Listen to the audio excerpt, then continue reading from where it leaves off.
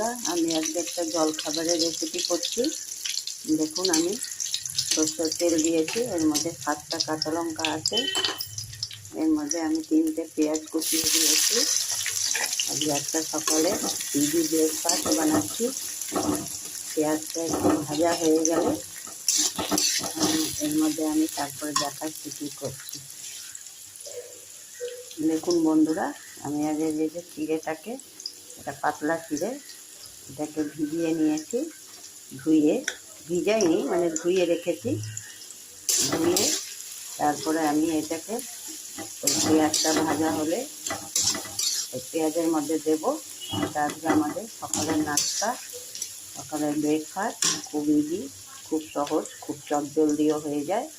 শীতের দিনে একটু সবার উঠতে দেরি হয়, তখন চটজলদি এই জলখাবারটা করে নিতে পারবেন চিড়ে দিয়ে। দেখুন বন্ধুরা, আমি এই যে চিড়েটা ধুয়ে জল ঝরিয়ে পেঁয়াজটা কেটে নিয়েছি, তার মধ্যে চিড়ে কিন্তু ভিজে গেছে। এটাতে আমার 7 কাপ চিড়ে আছে। পেঁয়াজটাও দেখুন ভাজা হয়ে গেছে। আমি এর মধ্যে দিয়ে দিব।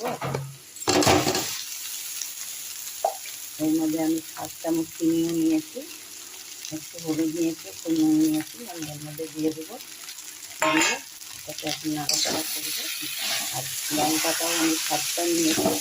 আপনারা চাইলে ঝালটা বেশি দিতে পারেন, কিন্তু আমি 7টাই লঙ্কা দিয়েছি।